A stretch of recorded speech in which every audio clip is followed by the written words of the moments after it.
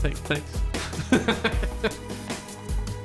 Welcome, everybody. Welcome to the Legendarium podcast. Oh, my word.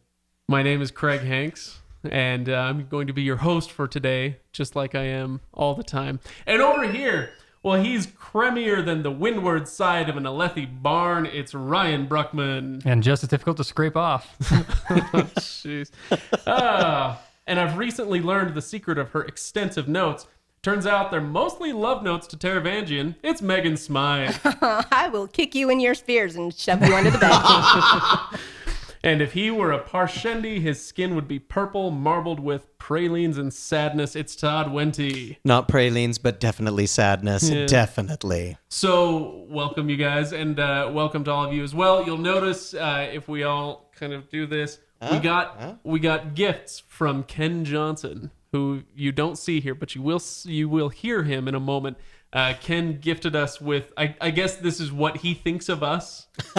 Is that right? Like, this is Ken's assessment of our characters. There you so go. Probably. Todd's the bondsmith because he's the old man. Yes, that's And- accurate. Yeah.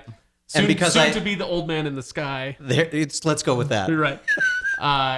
We've got our Lightweaver in Megan. Apparently, do you draw or anything? Is that? Yes, I do. Oh, that's fantastic. Also, I have 4 brothers, so Ryan makes is a sense. windrunner because he only likes Caledon and nobody else. What am I? You're an elf color. What's You're an elf? Yasna. Oh, I'm. Hell yeah! I'm Yasna. None of us are surprised at that at all. No. That's awesome. Yeah. Because he wants to be able to be anywhere else than here right now. So Because he can't resist telling everybody exactly what they need to know, giving the lectures. I will also note, now I'm talking about our t-shirts, but of course the people who are listening can't see them.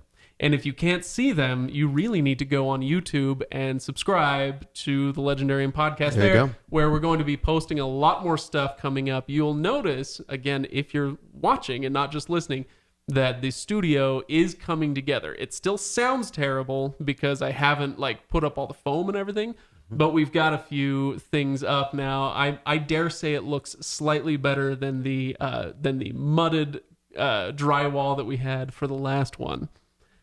Anyway, hopefully you guys enjoy the quality of the videos and it will soon outstrip the quality of the conversation, I assure you.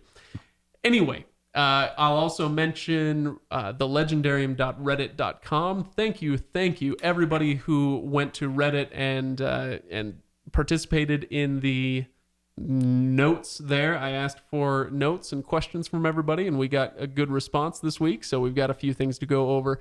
And of course, patreon.com/legendarium is where you can support the show. Thank you, everybody who does that. You made what you're looking at possible. I could have done this on my own, but my credit card would have been really pissed. And so would your wife. And so would my wife. Anyway, so I would not have done this. Anyway, no, it's because of you that this is possible. And so I'm still working on a name for this studio. I've talked about the house that Caledon built, the house that Randall Thor built. What are some other, I don't know. Well, maybe I'll make that a contest. We should call it Urithiru. Urithiru. I'm good. I told you we have to name it the Sandersonian. The Sandersonian. Yeah, I haven't heard that one. I like that. Anyway, I like that. Okay, so today we are talking Oathbringer Part 5 and the book as a whole. I don't anticipate that we'll get to a ton of the interludes today. There's just too much book. And so it's possible that we could come back to the interludes. And I'm not saying we can't talk about them. I just don't anticipate that it will be a focus of today's discussion. So I just want to set expectations now. Anyway, so we'll go through Part 5. We'll talk about the book as a whole. And at the end, I'm really excited because I want us to make some predictions about where the series is going to go. And this is great. We've never done this before because this is a series that is not finished, that none of us know anything really about at this point. That's true. And so when we make predictions, there's nobody that's going to be snickering at this point. But I will say, I went back over the last day or two and listened to our old Way of Kings episodes. It's like episode 101 through 105 or something like that. If you want to go listen. And some of the predictions we made were hilarious. Some were spot on. There was somebody on Reddit who said, I don't want to stroke Craig's ego. Well, stroke away, my friend. But apparently I made a... shut up. I made a prediction about... We literally gave him his own camera the same time. So. Way to go, Ryan. Way to go. I made a prediction about the fact that the Parshendi are... or that the humans were not native to Roshar. I didn't even remember saying that, but somebody said that I had said that, and so I was going back trying to find that, and I didn't find it. But anyway, so we'll make some predictions today. Let's talk about this book then. First things first, obviously, it's Ken Johnson time. Yeah. So let's get Ken going right now. Hooray!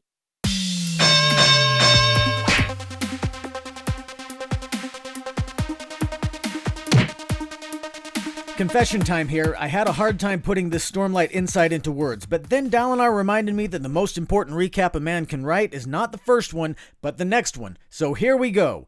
Odium and his army and his Everstorm have arrived at Thaylen City just as Dalinar's coalition dissolves and the remnants of Task Force Kholinar try to talk or punch their way out of the cognitive realm.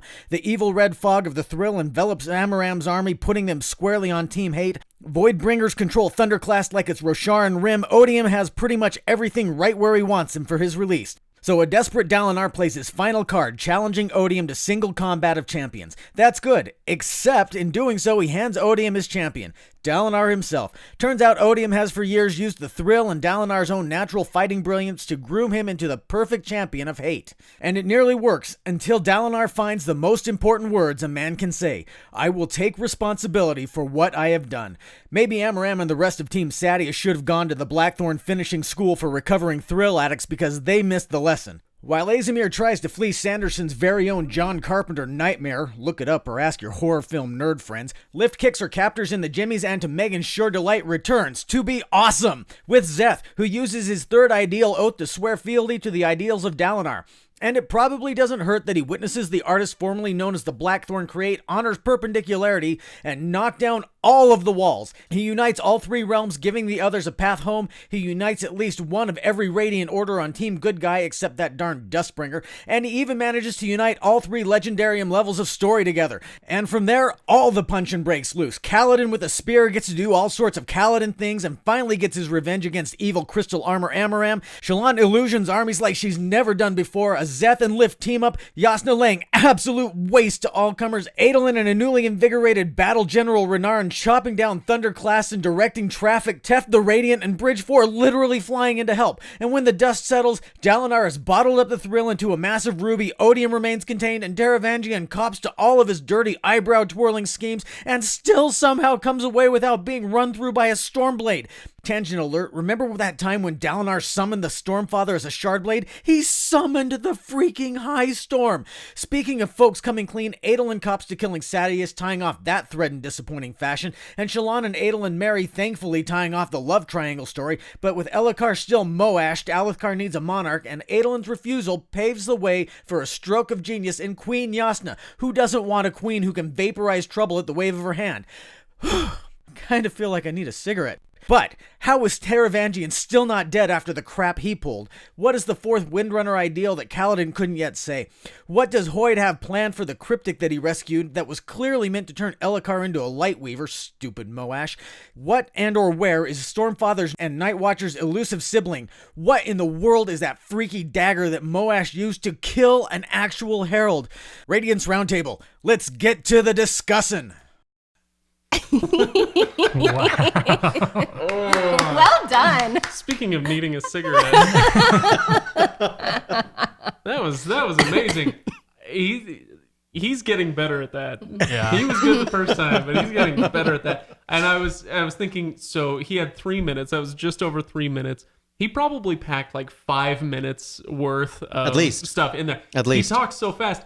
I was thinking of it because I know some of our listeners turn up the speed on their podcatcher, and so they listen to us at 1.5 or maybe even 2 times speed. They heard nothing that Ken just said. Dogs in the nearby neighborhood went, huh? Anyway, well done, Ken. Now let's start talking about Oathbringer Part 5. First thing I want to mention, this is a big moment for Odium versus Dalinar. Now, I just want a reminder off the bat. Odium, does it mean hate? Because Ken seems to be equating the two of them. Does it mean hate, or is it slightly different? Pretty much. Yeah. It's all of the passions, all emotions. Oh, it's just passion? Like, Yeah. Oh, okay. Is that because odium? I assume it's like from a Latin root that I haven't looked up yet. So, but it sounds like hate. Probably. He's very driven, like Megan said, he's very driven by passions. That's why when he's dealing with the listeners and everything, it's all about giving passions and Rhythms and rhythms stuff. to that. But he's very much associated with hate as one of the more stronger and more powerful of those, because you have other things, other of the 16 shards. Ruin is also another very destructive force and things like that you're looking at. But I consider him the embodiment of hate. Okay. All right. Well, now that that's out of the way, let's talk about what happens in this section.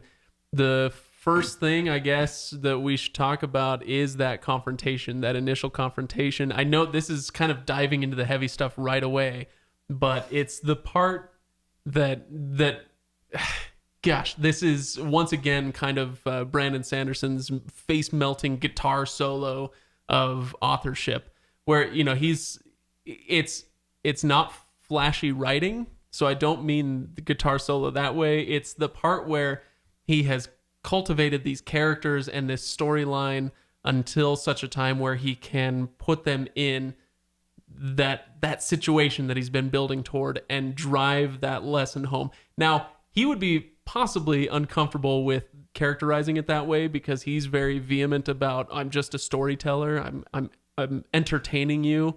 I'm not trying to like teach any lessons or anything. Well, too bad. Yeah. Homie.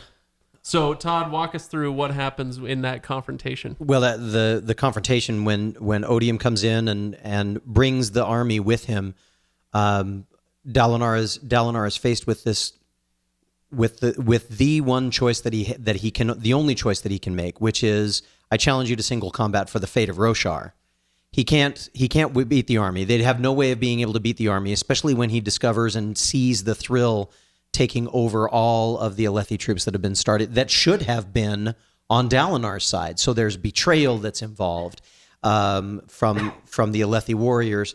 There's a feeling of futility, that there's no way to hold his coalition together. His coalition is going to the four winds. They're scattering as fast as they can. And I love the part in the description when Navani says, and there's one old man walking across the field with a book.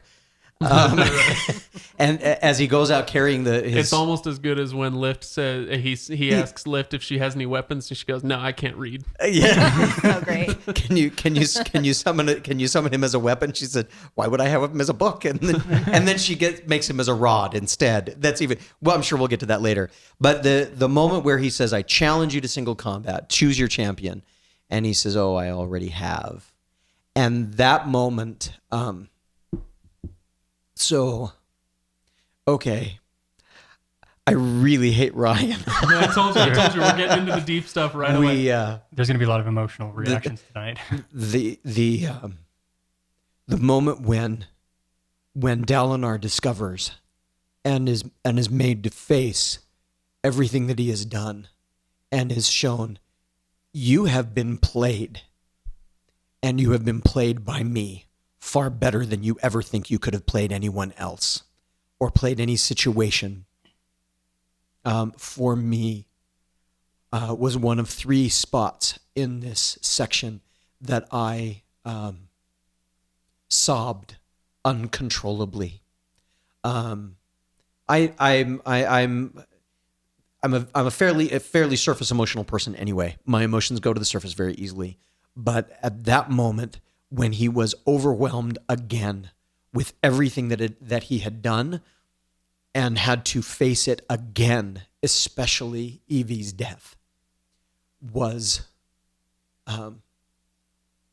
for me just impossible to fathom and not come away from it moved and disturbed and saddened. And I sat in my car and did not go in my house. As all of you know, I'm listening to it because it's the only way I'm going to get through the material. And I sat in my driveway, tears streaming down my face. One of my kids came by and said, "Dad, are you okay?" "Yeah, I'm fine. I'm fine. I'll be in a minute." Okay, that's weird. They went back inside. Just absolutely a horrendously painful moment. For me, the thing that was that perhaps made it that much more personal, and I don't know if this is if this means anything, but I have had a moment where I realized how much pain I have caused another person, and in that moment when he was talking about how he had murdered Evie, and that he had to deal with it, I remembered the feeling of betrayal and of hurt, and of how hard it was to try and salvage that piece of that relationship. It took a lot more time than Dalinar was allowed, but every bit as much emotion. And it was, for me, it struck a chord, and it was a very raw nerve. And from that point forward, I could not stop reading. I could not stop listening. I went in my house and I read for 2.5 hours. My wife is like, "What are you doing on your phone?" I'm like, "I'm not texting anybody. I'm reading. I'm going through this." I skipped a couple of meetings for some other stuff that was going on because I just needed to finish it. It was that compelling. He could have simply left it there, and it would have been an amazing, powerful, beautiful moment, a masterpiece of a moment in this story, but he didn't. No. He has Dalinar go through this. They're going through the confrontation. Eventually, so Odium is saying, "Give me your pain. This is too much. You can't handle this. Give me your pain." And Dalinar eventually says, "No, I will not. This is what makes me who I am. You cannot have my pain. My history makes me who I am. You can't have it, pain and all." And so he comes to this acceptance. And then a few pages later, he goes into the thrill. He steps into that cloud, that red cloud of the thrill. And at that point, he has to relive all those things all over again. He's seeing all of those moments again. And that part was wonderful to me because as he accepts all of this, he was able to do that. And it was remarkable to me that moment when he steps in and starts reliving everything once again, it was done with very little fanfare. Sorry, excuse me, very little fanfare. Brandon mentions it. He talks about how he sees these things, but it kind of rolls off of him at this point. And that's what that kind of acceptance can do. I do think that there is a fine line between accepting who you are and not trying to get better, if that makes sense. And so I think sometimes those can get confused for us. But this is a great example of saying, like, my past is me, and that's okay. Well, and that's why the ideal that he swears when he says, "You cannot have my pain," and ascends, because that's what he does in that moment. If I must fall, I will rise each time a better man. That's what differentiates the person from simply saying, "This is who I am and this is who I'll always be," from the person who can change and be something different, who lives the ideal of a journey is not finished until you stop moving. And that's why especially when he swore that ideal, it took it to another level. For me especially, it's not just recognizing who you have been and where you've come from, but that there is still more you can do and can be as you go forward, as long as you take that next step. One of the things that was interesting too about that, about the section when he goes in and he's engaging the thrill directly, when he talks about it as, and when he says, you can't hate this, you have to accept it, you have to understand it. It won't run from me because I accept it. I understand it. I'm not going to indulge in it, but I understand it. And this idea that he can trap the thrill, this unmade. Yeah. He can trap this unmade Moloch. because he has intimate experience with it and is not going to run away from it, is not going to judge it. It just accepts it for what it is, but says, "You know what? It's time to be done." That experience as well for me was just was very breathtaking. It fits very well into kind of what you were talking about, Craig, with the sense of also changing and being someone different, is the fact that he is going into essentially what made him who he is, a large portion of it, the thrill, that we've spent so much of his backstory identifying and go back and reread it a second time. There's a lot of times that it's that the thrill is mentioned. And that he craves it. Yeah.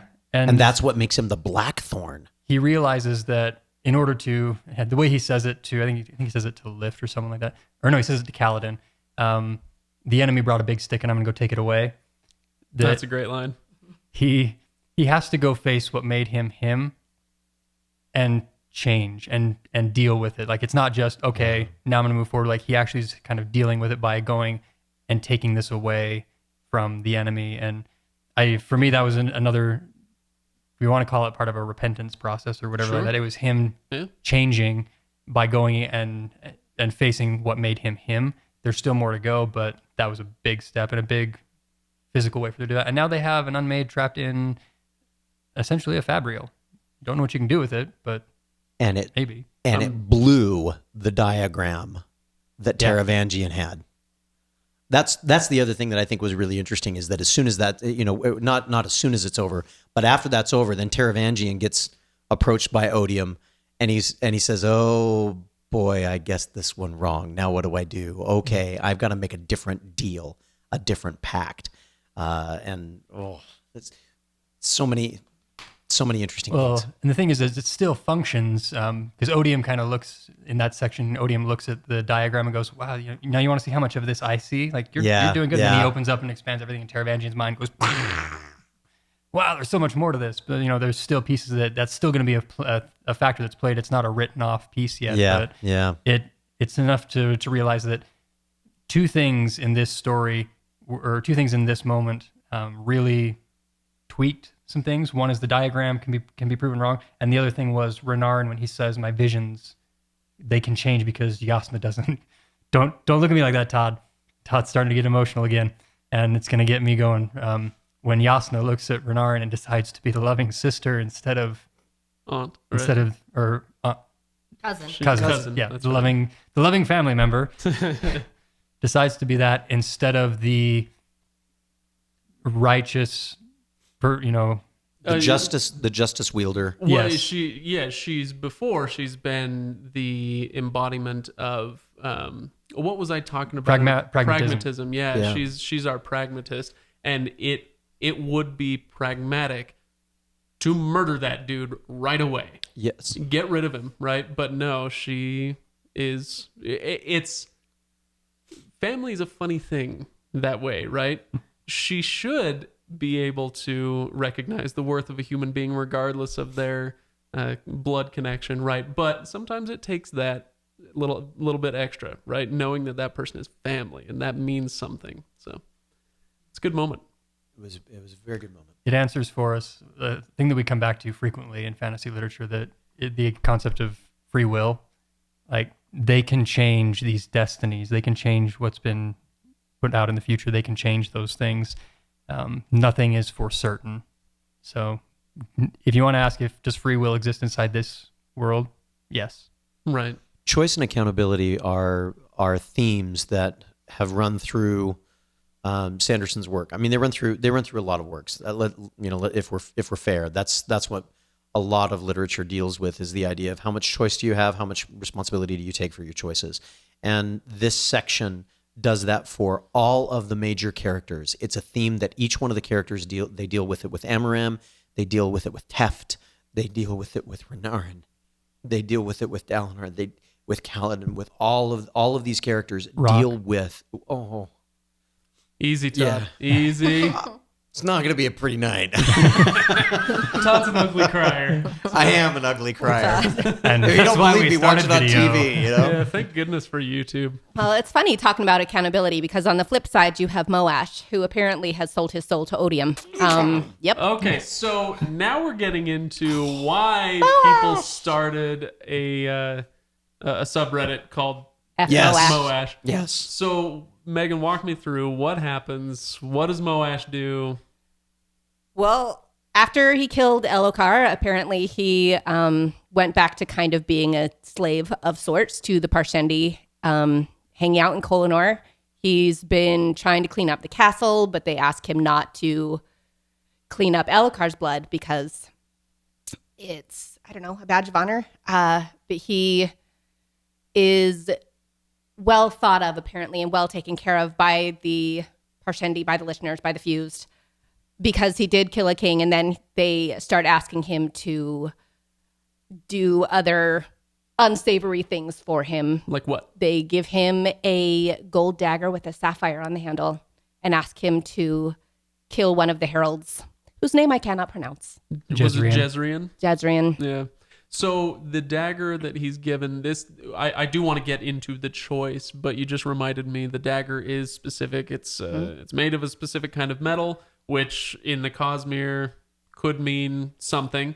It also has that sapphire on the hilt, which on starts Roshar, glowing. On Yeah. Roshar, that means something, right? Yep. And so there could be some sort of spren in there. Do you think that it took the herald's soul and now it's in the?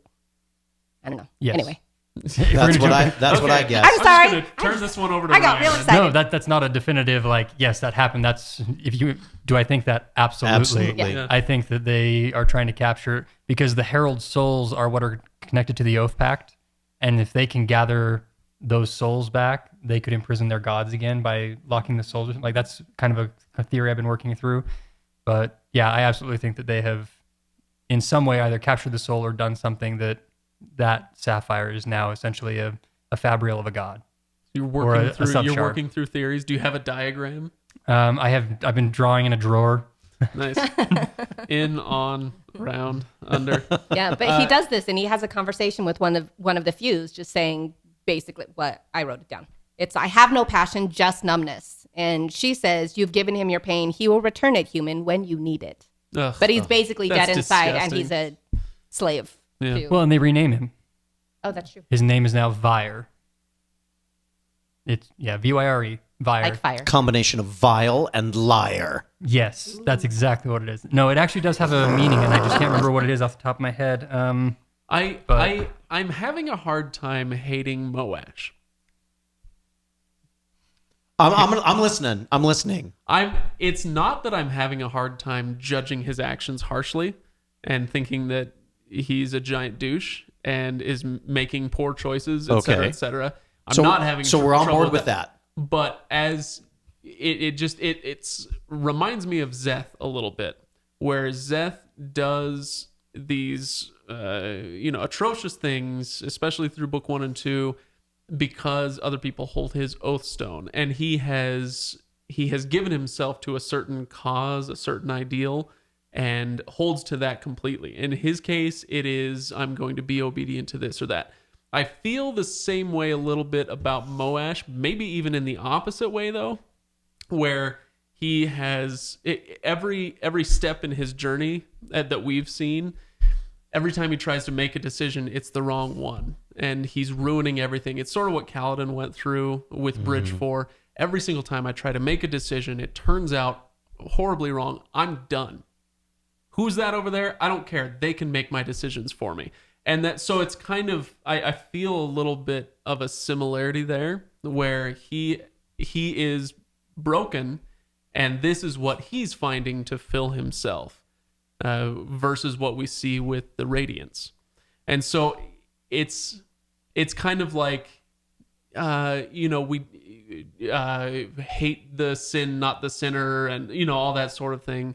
That's kind of how I feel about Moash right now. Like, he is on a horrible path, and I hope that he turns himself around. But I'm having a hard time just straight up hating him the way that everybody seems to hate him. Ken put it beautifully in his last recap in our second episode. I think he calls him the anti-Caledon, because he makes every decision opposite of what Caledon is deciding. Because I think you're right, he's facing a lot of the same things. And basically, I think what we originally had was a setup between Caledon and Szeth as opposites. Now Szeth he's swapped, and so we need a new foil for Caledon. And Moash has been set up to do that very nicely. He even has the same blade that Szeth had. Nice. He has the honor blade That's Yeah. right. of Jezrien. So he's now a wind runner again, so he can do that. And that brings... Oh, sorry. No, you're fine. That brings up the next thing that I thought we might want to talk about. If you're cool with moving on to a new character, I want to talk about Szeth. And Temporal Shenanigans asks, Szeth's heel turn, he calls it a heel face turn, but I've usually seen the expression as a heel turn, felt satisfying, earned, and natural, or felt rushed, unearned, and off. So basically what happens is he's a bad guy. He's the antagonist. He's the assassin in white, and everybody's scared. He's hiding under their bed or whatever.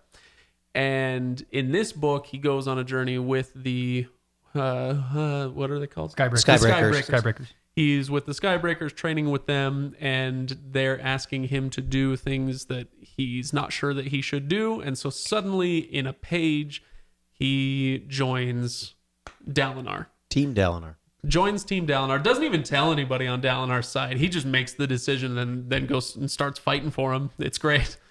So they're all really confused. Best entrance into the fight after Dalinar. Yeah.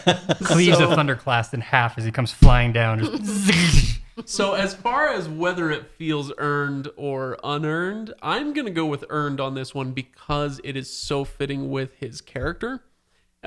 Because he is such an idealistic person, and he holds to his oaths incredibly strongly.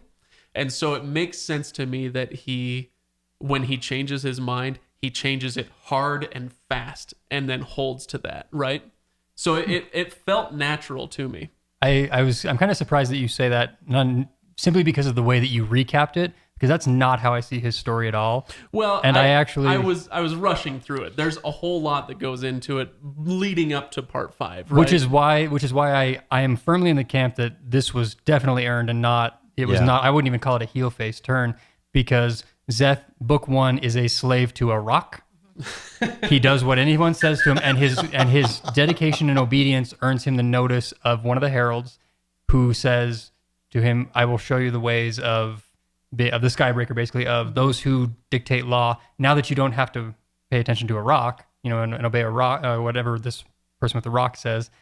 So he starts studying the concept of what does it mean, what does law and justice and all these things mean. And so he's still trying to figure out, he hasn't actually made a decision as to who he is or what he's doing. He's just studying this, and he realizes that as a Skybreaker, like, this ideal fits me so well because I do believe in justice. I do believe in these things. Like, that's what I'm going for. But when it comes to the point of deciding what justice and what law do I believe in, he hasn't made that decision until he discovers, I don't know if I can make that decision, but there's one man that I have met, that I've come across, that I believe has the moral ground to be able to make that sort of decision that I can turn to. And that's why he swears to Dalinar. How do we feel about this? Because I am always deeply uneasy with the idea that you put your faith in people rather than ideas, or deities for that matter, because people are so fallible. Now, Nin really takes my side on this. And Szeth asks Nin, can I swear to a person instead of the law or whatever concept? And he says, yes, you can, but I really don't recommend it. And that's kind of how I feel about it. How do you feel?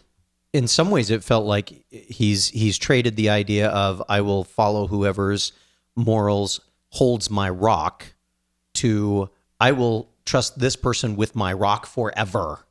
At least that's how I processed it in my head. He's made this. I feel like we need to make T-shirts out of that. Will you hold my rock? I'm sure that it's really going to be a big problem. And the last rock goes to. I'm not even going to touch that sorry, one. Go on. Let's not touch the rock or the spheres, shall we? But that idea that we have a tendency to trust others rather than make moral judgments ourselves is something that all of us struggle with to a certain extent. You mentioned it quite nicely, Craig. We look for something that we can rely on, that we can focus on, that we can use as our compass, as something that we can measure ourselves against. Yes, I recognize that doing that for a person and with that one person's set of values and standards, especially when you know so little about them, can be extremely dangerous.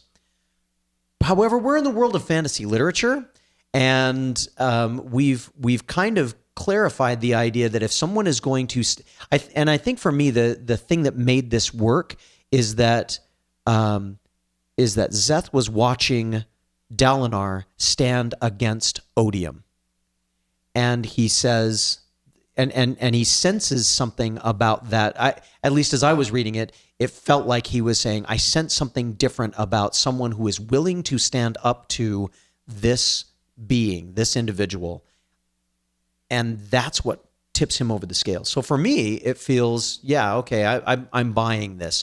Would I be the person that would do that in the same kinds of situation? No idea. Do I buy it as a plot device? Absolutely. Am I comfortable with it? Absolutely not, because I have the feeling that we're going to discover layers of variability, of changeability in the way that we look at things now that we have discovered that humans are the Voidbringers. Especially when we hear that Szeth's skin becomes marbled after using Nightblood for quite so long. I'm curious if there's something going on with that. Do you guys remember that? Yeah. I know what you're thinking of. If you go back to other times Nightblood has been used, he drains so much out of the person that it leaves that sort of thing, which honestly, I really want, if it hasn't been made already, some fan art of Lift and Szeth together after that moment where they've each got some of that Nightblood drain. Yes. It's up to you. Thanks, guys. We'd love I'm not that. that good of a drawer, so I'm a good drawer.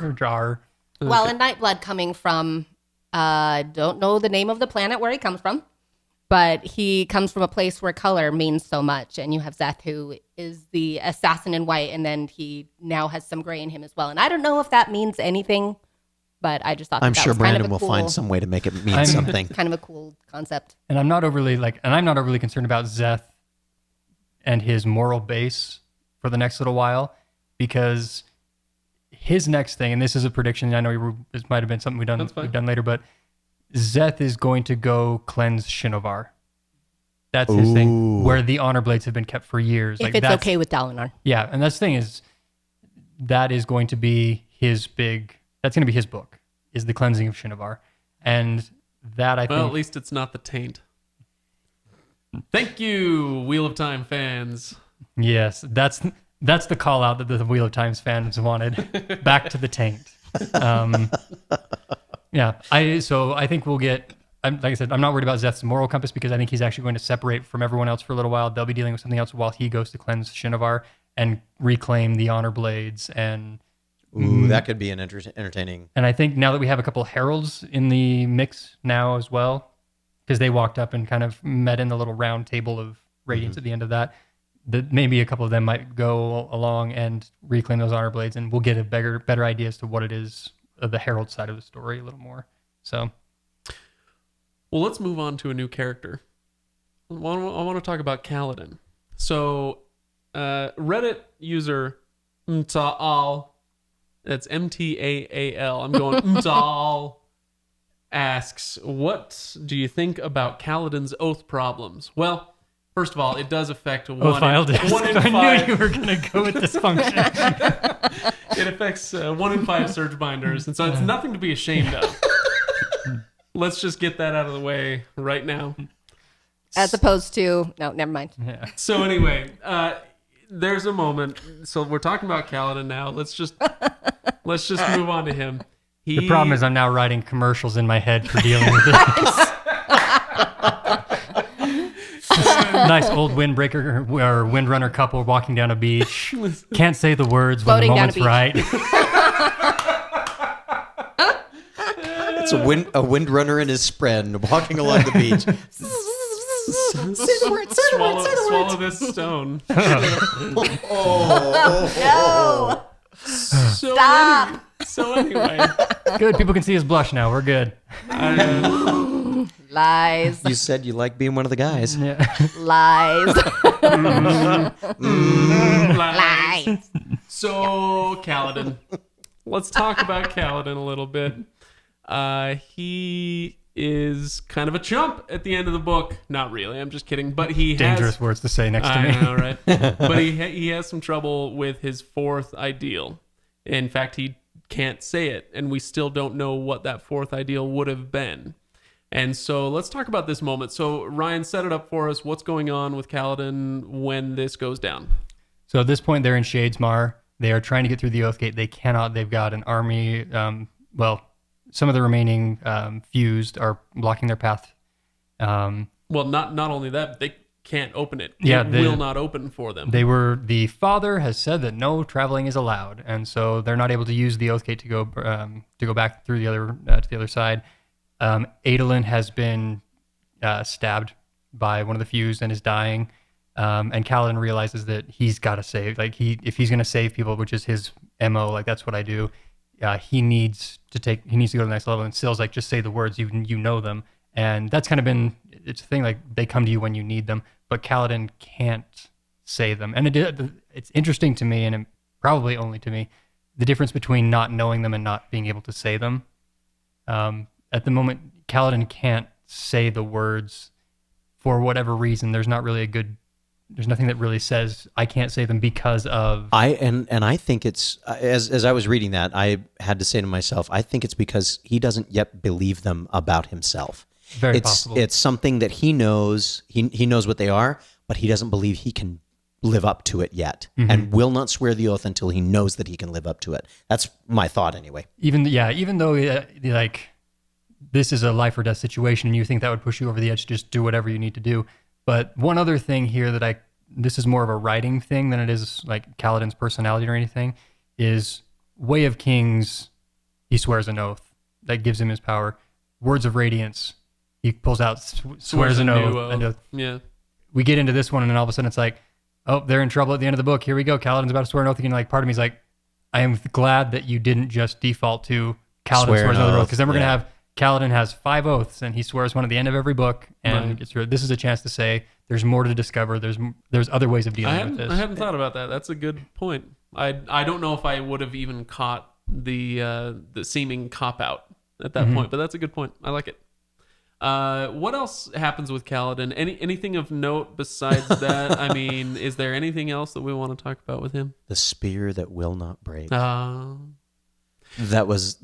I do. So that's the chapter where he has his epic throwdown with Sadeas, or Amaram, who is the new Sadeas. Now Amaram, I actually, this was maybe my least favorite part of part 5, visually speaking. Really? Because what it felt like to me is there was all this amazing personal journey stuff going on with Dalinar especially, but then with Renarin as well, and even with Caledon and the inability to say the fourth ideal, etc.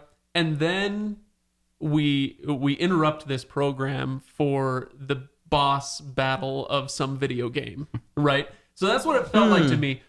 And now this is totally just a personal aesthetic thing, so I'm not saying that he should have done it a different way or something like that. I'm just saying, for me personally, that was maybe not my favorite aesthetic. This guy, it reminds me of the Ganon battle at the end of most Zelda games, where you have Ganondorf, the Prince of Thieves, and you do battle with him, and then you strike him down, and then he goes roar, and he turns into Ganon, and he's this big pig monster guy. That's very much what it reminded me of. And so that it just felt a little bit weird, and I'm fine for people to say, like, that's stupid, you shouldn't feel that way, fine. But I did. I think from the reference point that you have, though, that makes sense. Compared to a Zelda game, like, yeah, that totally makes sense. I actually didn't have a problem. I don't have a problem with it. Surprise. It's Caledon. I'm Ryan, and I didn't find fault in a Brandon Sanderson book. Especially with Caledon and anything that Caledon does. Well, it's for me, it's basically the timing of dealing with it, because we're dealing with the ideal thing. He's already had a major battle where he kind of falls apart and can't battle. And this time he comes out, Syl has her moment where she's like, well, maybe it's time for someone to save you. Perpendicularity is formed. And then he comes through and he blocks this Amaram striking down Dalinar in this epic cinematic moment when the choirs sing and the lights, the lens flare fades, and then all 3 of them are standing there in a super epic pose, and it looks super cool. But J.J. Abrams will be appreciating the way that you've described that. Yes, I'm sure it's very, very in his wheelhouse to copyrighted Ryan. Yeah, too bad. Sucks Copyrighted to be you, Ryan. JJ.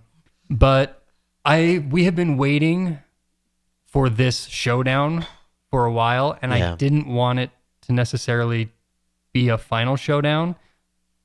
And I'm actually a little irritated that it didn't end with Caledon taking him down entirely. Like, Caledon basically killed, like, he took him. He was mostly dead. Yeah, mostly dead. But I don't know. It was a showdown that fit for a middle of the book series, right? And for this portion here, to get that out of the way so we can focus on the big baddie. Yeah, That makes I sense. guess so. Yeah, that's fine. That's fine. Anything else Caledon related, or shall we move on? Well, I'd be skipping over the rest of the battle scenes. That's fine. Okay, hooray. I'm No, Wait. this is- Before I you're had a gonna whole lot before you're to gonna say skip over up to now. you're gonna skip over all the battle scenes because there's one more thing that I want to say about. No, we're gonna come back We can to come the back to battle. it. Okay, we'll come back to it. I Okay. assume We're we'll going- come back to them because we we're haven't going- talked about Shallan or Renarin or any of that. That's true. For That's true. reasons We need that to. are incomprehensible, because I did not plan this beforehand. We're going character by character this time. Yeah. I don't know why.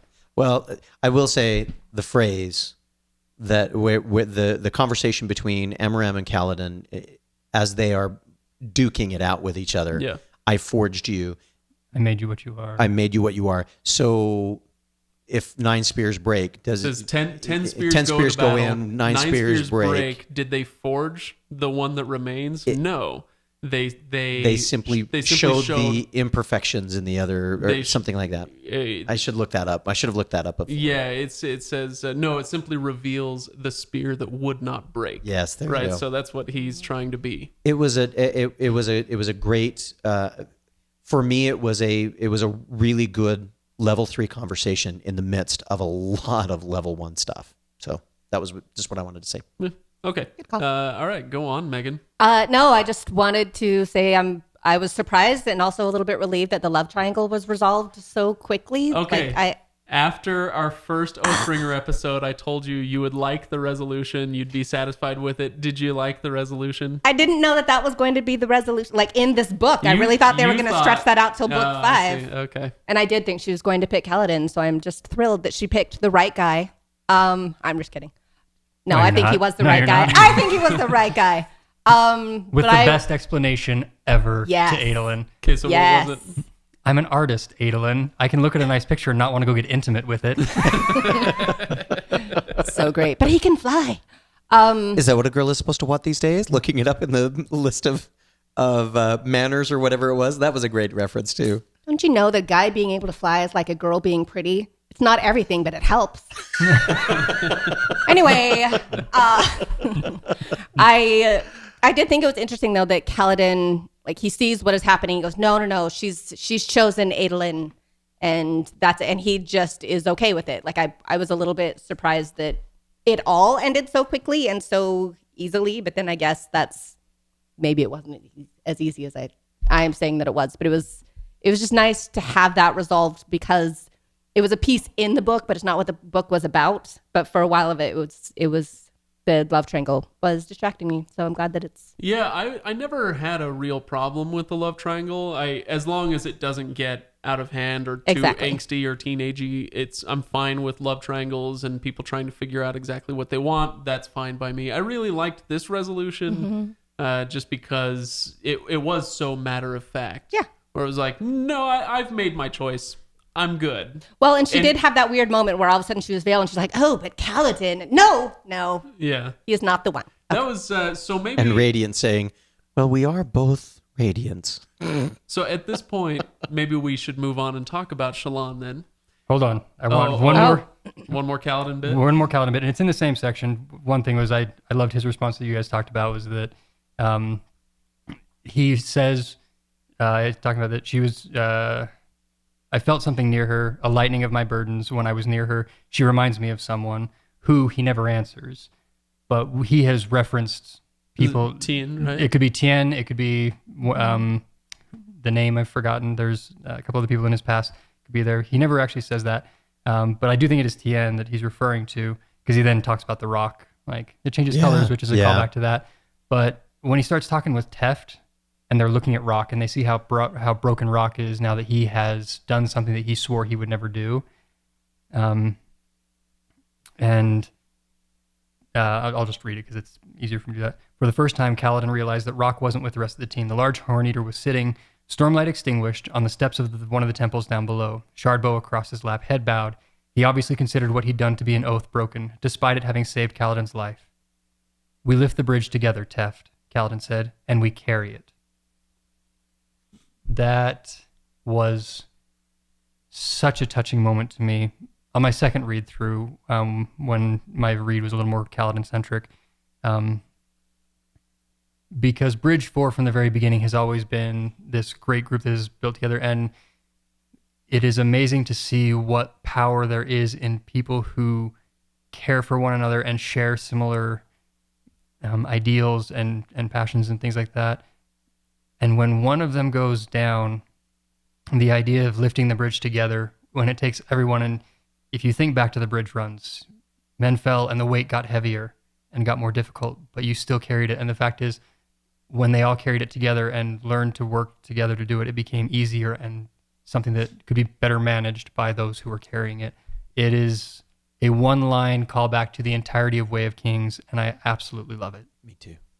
Yeah, it is good. Me too. Quick, somebody make a fart noise and bring it back down to earth. Please. No, just kidding. All right, let's talk about Shallan. Our other of the big three. There's been Caledon, Shallan, and Dalinar. Let's talk about Shallan. She had, we've already referenced, kind of a difficult journey to read through, I guess, in this book. People just weren't very satisfied with reading Shallan. Right. I mean, we talked about this in previous episodes. In part 5, I feel like she, as a readable character, she's redeemed somewhat, where I was kind of sick of her especially through parts 2 and 3 and 4. And then in part 5, I went, oh, you know what? That was kind of an interesting journey she went on. Mm-hmm. And the moment when during the big battle, we're going back to the big battle, Megan. Okay. During the big battle, she creates all of these illusions, and they're the ones that are doing battle with the other Alethi.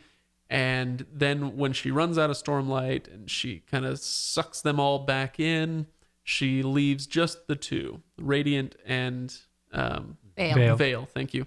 Radiant and Veil, and they're all kind of holding hands, and she's having a conversation with the two of them, which is a little weird if you think about it, but still, it's a great conversation where she says, you know, maybe I'm not as lost now as I was.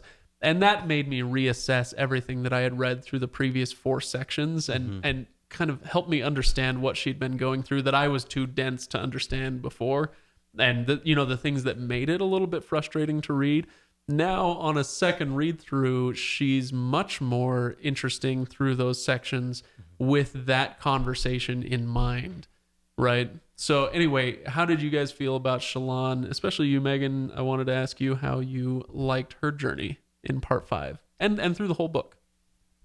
That's a really big question. Somebody else go first. I'm not ready. Shallan has, for me, always through all these books, been the one that I have the hardest time connecting to and understanding, for probably various reasons.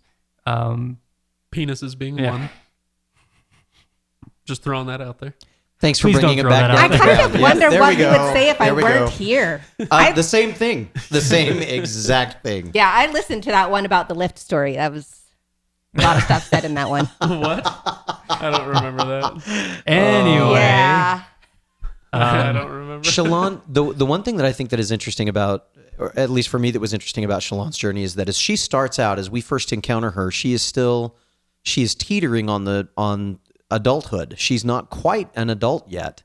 And in the time that it has taken that she's made her journey to the Shattered Plains, now she's made the journey to Urithiru, now she's become a Knight Radiant. She's doing all of these things at the same time that she's going through the final stages of learning to be we say final stages, but as she's coming into her own and being an adult and coming to the point again where she needs to try and take responsibility for her actions. She kind of mentions earlier, I want somebody to tell me what to do. I got comfortable not having Yasna tell me what to do, but at the same time, it's nice when other people tell me what to do, as long as they don't tell me exactly what to do or how to do it. She's a teenager. She's very much a teenager where she's dealing with this idea of what is my role in all of this?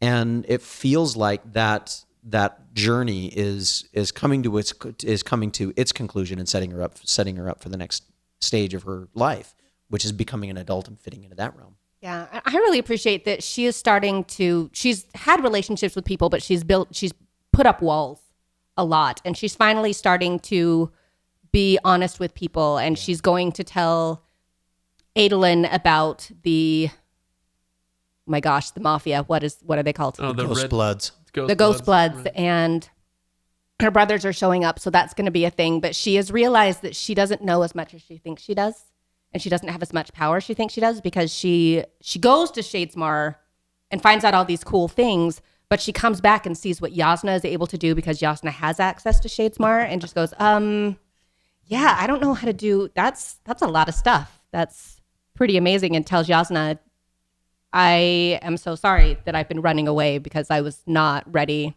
in the way that I thought that I was, and I would like to continue working with you.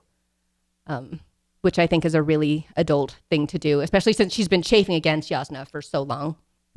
The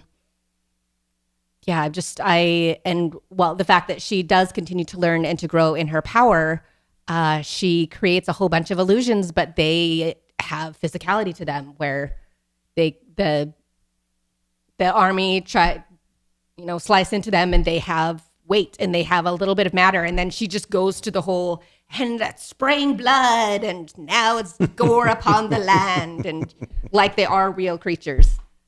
I thought that was really cool. So I have a goal, because I think we can move off of Shallan pretty quickly. It's funny that one of our three main characters is the one that we seem to have the least to say about. But I will say, opposite of Ryan, for reasons that I have not yet come to understand, I do identify with Shallan the most. I find her the most compelling for me. And I plan at some point to reread all three of these books in one go, with the specific purpose to understand why that is. Because I'm not sure. I'm not sure if I do understand why it is that I identify with Shallan, but I find her an extremely compelling character.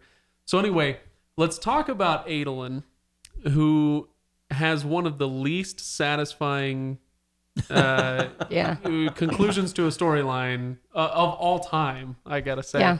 Which is when, and it could be it's not the conclusion, maybe. It's just a conclusion. I don't think it's the conclusion. So he murders Toril Sadius at the end of book 2, and then it's all the way. So in part 1, everybody's like, it's like an episode of was it Dallas? Like who stabbed Sadius? You know,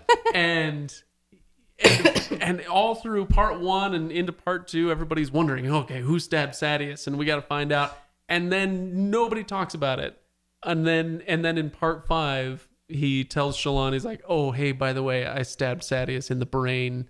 And she's like, oh, okay. Let's get married. And so that moment felt like a real letdown to me. I was really looking forward to, what is this going to do to Edelen? Is he going to be messed up emotionally and psychologically? And he doesn't seem to be affected at all by this. He's a Lethe.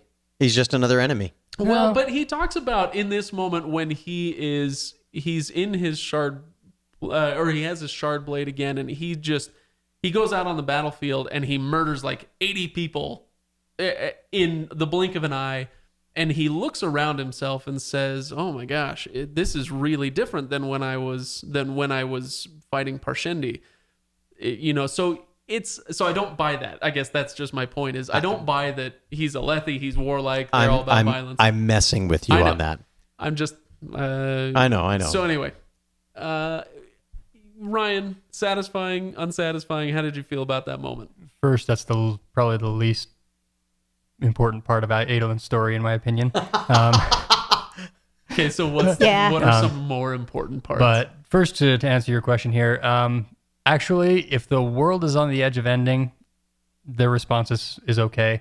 And it did mess with him emotionally. He's been trained as a royal his entire life, and he deals with it differently, and he's able to handle it to not let it immediately turn him into Caledon, who the wretch. He doesn't deal with it that way, but he talks about it when he tells when he finally tells Shallan that it's something that he's had a hard time with. It's nice to have it off his chest. And when he finally tells his father, which is what happens in part 5, like, Father, I killed Sadeas, and he's like, well, okay, we're gonna have to deal with this. We can write up a thing. Dalinar immediately starts trying to fix it for him. I like Shallan's mention at that moment. Dalinar just comes in and blows you over and just assumes you wanted to lie down as it was. Yeah. But, no, son, you'll still be king. I don't want to be king. Part of the reason why I actually think that it's not that bad of a payoff for it is because that is what gives him the leverage in the ground to say, I don't want to be king. I'm not going to be king, and I'm going to refuse the throne, and I can refuse the throne. I just can't wait to not be king. Yes. And it allows us to have Queen Yasna, which I think is great. More important... I don't think it's over. I don't think this portion of that. I think this is a hiatus in this particular story. I think Iali, when she comes back, I think we're going to see Iali coming back, and I think there's going to be some reckoning still for this. Yeah, okay. There could still be something there. That's my prediction, by the way. The bigger Edelen story, and I'm kind of joking about that being the least important, but the bigger is him and his shard blade. Yes. Okay. His relationship to Maya. Now this was brought up by Maya Zella, or her full name. I can't remember. Zarquan's Flat Tire. I don't know what that means, but it's a Reddit username. I always go back to the Great Spaghetti Monster in the Sky. I just assume that A Hitchhiker's Guide is the reference point to everything I don't understand. It's probably true. Yeah. Anyway, so Zarquan's Flat Tire says simply Maya. And eventually he or she expounded on that. Edelen noticed she was missing when no one else did. She attacks a fused on his behalf. Oh, that was awesome. Able to tell him her name eventually. So somebody got on Reddit and responded to that and mentioned something that was a great point, which is that when she tells him her name, this is now, again, for anybody who's a little bit hazy on the details, she is a dead Spren. And when they travel to Shadesmar, they discover that her eyes are scratched out and she can walk, but she has no thought. She's just be dragged everywhere. Mentally, a mental vegetable, so to speak. Anyway, and so eventually she seems to be getting some life back in her.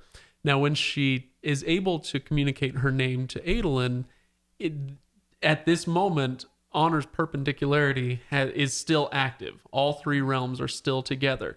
So that could be a possible explanation for why she's able to do that. Perhaps she still exists in her full form in the spiritual realm or something. I don't know.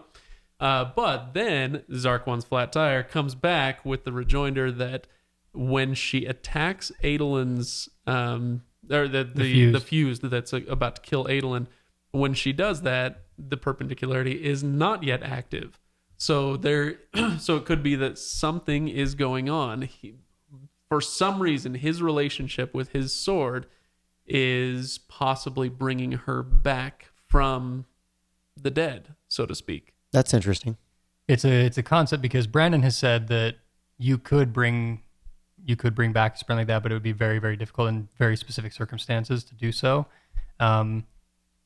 There's a few things about this that are unique.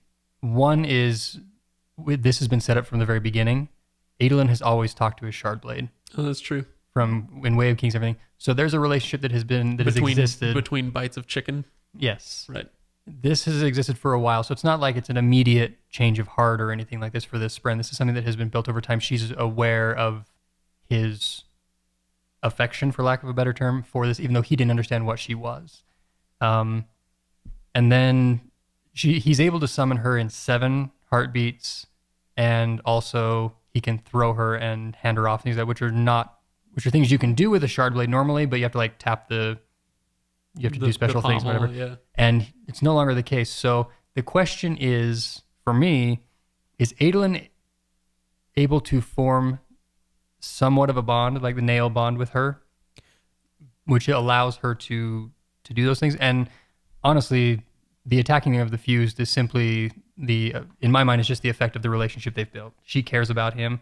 and knows that he cares back and isn't just using her as. I guess the point of that moment is she shouldn't be able to care. No. She's dead, right? And so it's an interesting moment that way.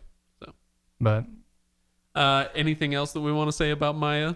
I got a kick out of the exchange that is written where Edelen says, "Oh, your name is Maya. Wait a minute, you were created to take down monsters like this. Let's do this."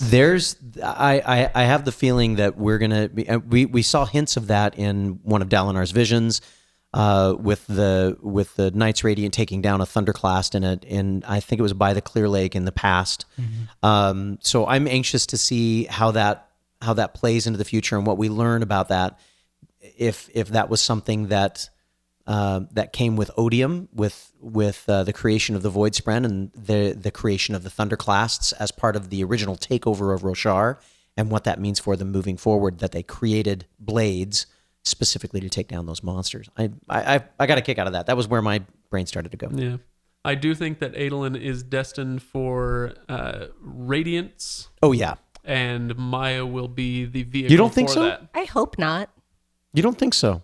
You need a normie. Yep. Yeah. like the Okay. normie. Ryan needs a normie. Well, you're welcome to your thought. The thing is, I think he's going to be that middle ground, and Maya is the symbol of that for me, is the fact that he will bond her, but she being dead will not be able to or provide him full radiance.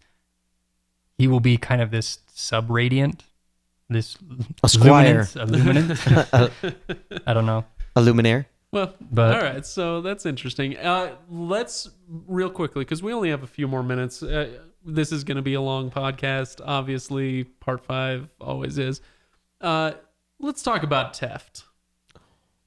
Tefft has a bit of a heartbreaking storyline throughout the book, and then part 5 kind of resolves that. He becomes Radiant Tefft because of a conversation he has with a Spren who wants to bond him, and he's really resistant to the idea and eventually gives in. How do I put this? I love Teft's storyline, even as I find it a little bit extraneous in a book this big. This is, it's more page count on top of a story that's already going to be 1,100 pages anyway, and then you have a bunch of Tefft stuff. So that being said, I really enjoy it for what it is. Ryan, are you satisfied with Teft's storyline? And I don't know, none of us, as far as I know, are recovering addicts from any, drug or alcohol or, any substance abuse issues like that I know of. But so I wasn't able to identify with that. And I'm not asking anybody to cop to anything, but was anybody else able to kind of identify with any aspect of Teft's storyline and find something more in it than I was? I think the most poignant part for me is in the interlude right before part 5, where it's Tefft and they run in and find that members of Bridge 4 have been attacked and the honor blade was stolen. And it's his fault. And they realize that Tefft had sold his jacket for money to buy drugs, and this person had used that jacket to get into, and just Tefft realizing that it was his fault and how horrifying that is, and then he's still being pursued by this Spren. I can relate to that a little bit, where you just feel like you're a terrible person. Everybody keeps telling you how great you are, but you don't feel it. But you let everybody else down. Yeah. Todd, what about you? It hits close to home for several reasons. The thing about Tefft that for me was so compelling is that he has to get to a place where he says, I may not be worth it, but the others around me are worth me trying again. And that for me, that hit close to home. Yeah. For reasons that I won't talk about on the podcast. Sure, no, I wouldn't ask you to. It reminded me of something Ryan said during the Way of Kings podcasts when Caledon walks up to the Honor Chasm and then ends up walking away from it. Yeah. And you mentioned something about how when you're at rock bottom and your thought is there's nothing I have nothing to lose. And if you have nothing to lose, then you have nothing to lose by trying again, but to go forward, right? And so Tefft reminded me of that in a big way. The Tefft storyline and his finish, it's not really, to me, it's not about addiction. It comes down to his oath. I will protect even those I hate, even if the one I hate the most is myself. Now, is that his? So does His second oath. Each knight Radiant has their own personalized oaths. It's not like all of the Skybreakers and Windrunners have their Skybreaker and Windrunner oaths. Each sub-grouping of Radiant will have a different set of oaths that they will swear to regarding what they are about, but the specific wording may not be the same. But the intent behind it is for Windrunners, it's protection. That's kind of their core. Yeah. Lightweaver's truth and things like that. This is you bring it with Tefft, but this is a theme in the book as a whole, dealing with yourself. Mm-hmm. And this, forgive me, I'm going to take a minute here. And this book became for me one of my most favorite books I've ever read, and holds a very special place for me. The series as a whole does, but the first time I read this, I'm going to give you a little bit of frame of reference here. The last year of my life was probably the hardest year I've ever had. Not everyone knows this, and so those of you who are some of my friends and people who are listening, some of this might come as a surprise. At the beginning of the year, I walked away from the religion I grew up in.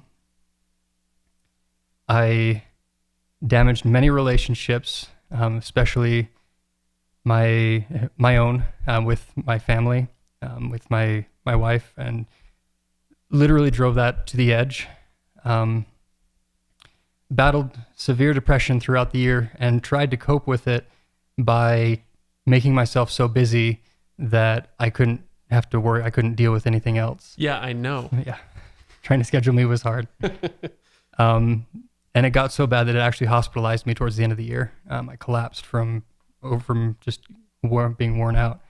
And the depression and the demons and everything just got to be so much that I got to dark places with considering self-harm and things like that. And I'm not saying this for pity or for anything or for therapy or whatever, but it's to give you a frame of reference.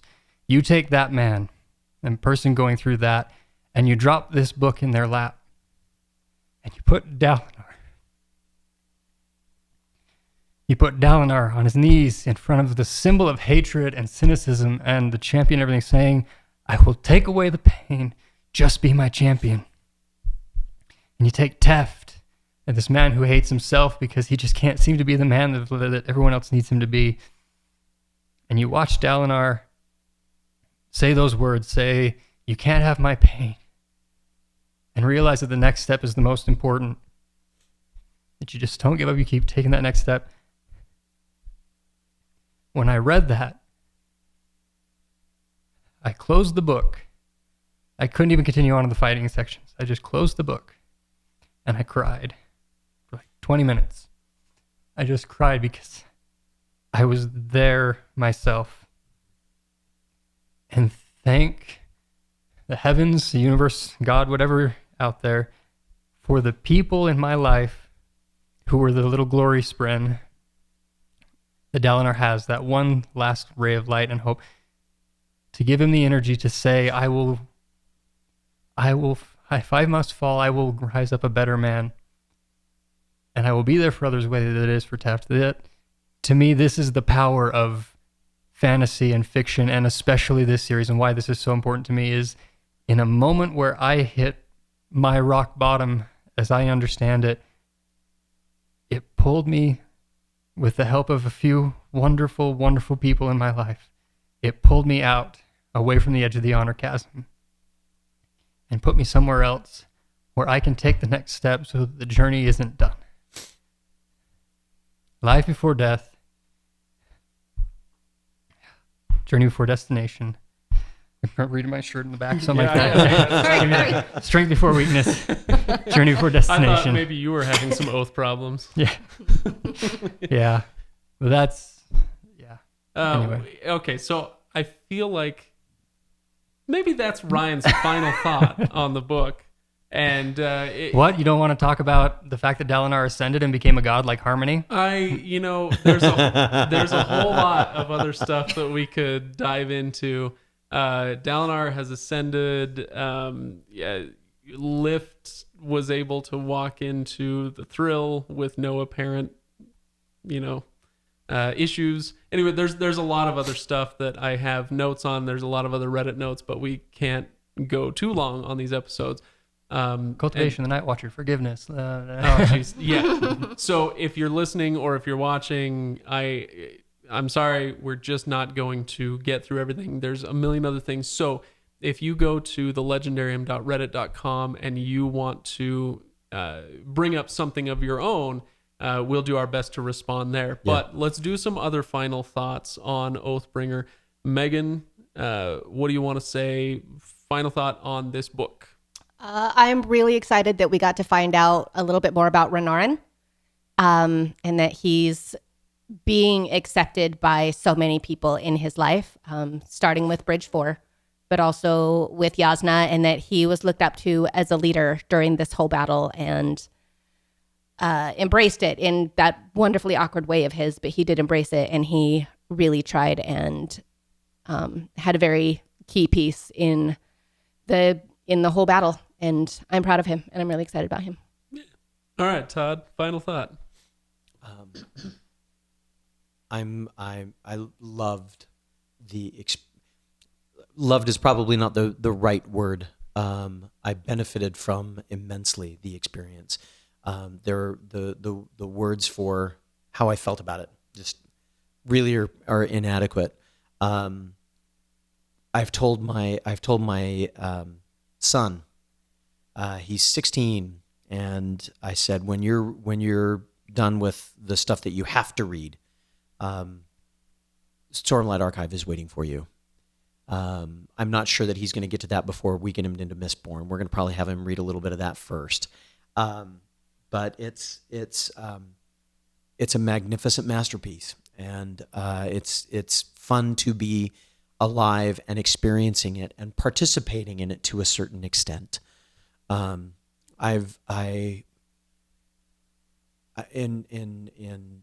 the pieces that felt that came together at the end, there is so much that I still want fleshed out. I want to know more about Rock. I'm really all of the pieces were very emotional for me, but the image of Rock alone was for me one of the most poignant passages in the book, especially because that comes after Tefft and is talking to Caledon and saying, "I'm useless. What do I do?" This connection that they have on Bridge 4 has meant a lot to me to watch and to experience. So I've really loved it. Very much enjoyed it. Well, geez, guys. And Lopen Yay, at the the Lopen! end Don't was overuse the- it, Goncho. was the perfect. Come on, Taco. Taco. Yeah, don't overuse it. So, Especially when Caledon looks at it. Now? Good, Lopen. You're second in command to Tefft until I come back. Zoom, and he's gone. So thank you, Brandon, for making a wonderful book, but not leaving us emotionally drained at the end without anything to laugh at and bring us back up to a point Yeah, that, it's that nice makes all it those- feel... All those one-armed Hardasian jokes are not going to go to waste. Or just one-armed Alethi. I feel like this is easily, without question, this has been the most tearful episode of the Legendarium podcast of all time. This is episode, I think episode 172, and definitely things got intense. Ooh, I'll have to look And that so up. leave it to me to bring it crashing back down to earth. So I'll just give my quick final thoughts on this. I gotta say, as far as the 3 books go in the Stormlight Archive, this one was my least favorite to read through. But part 5 itself makes up for that I'd buy that. in so many ways. I'd buy that. Urithiru, as we're wandering through Urithiru, it's a bit of a slog for me. Same thing with Kholinar. I wasn't really excited about that. Same thing with Shadesmar. So you have set piece after set piece where I'm like, okay, I need to get through this. But then once I did, and I got to part 5, and all these things kind of came together, and all of the payoffs started happening one after another. I was absolutely blown away by what Brandon was able to do once again. And so this is definitely a pattern with him where you have to have the patience to make it through what he's setting up at the beginning of the book. And I've said it a couple of times, and I'll mention it again here. It just in different words. This is not a page turner for me up until page 800, page 1000 or whatever. There's always that turning point though. Brandon always has the turning point where he says, congratulations, you're done with your life until you're done with my book. Yes. Right? And so he definitely did that again here. But I enjoyed the journey more with the first 2 books, but the destination on book 3 was maybe the best of the 3 so far. It's a long road, but it's a great payoff. Yeah. We didn't talk about Venli. Nope. We didn't talk about Wit at the end. Nope. We have, you know what? Dare I say it? Do we need to do another? Are we doing another Oathbringer? We're going to need to do one more. Okay, we're doing another Oathbringer. We only talked part 5. We didn't even do like full book. Like we can open We didn't up. talk about any of the interludes. And there's interludes leading up that we have. And let's be honest, people out there, are you going to be upset if we give you another Oathbringer episode? I think they're going to be pissed. I think they're going to, Because we need to get back to Narnia. I'll tell you what though. After all the weeping on this episode, I am excited to get back to Narnia and talking animals and little children, and it's great. No, I am excited about this episode. This was like I said, very very intense, and I can make all the fun I want, but it is interesting to see the different reactions that especially Ryan and Todd, our most emotional cast members, have. So that's really interesting to me. I come at things, I'm not a terribly emotional, or at least outwardly emotional person.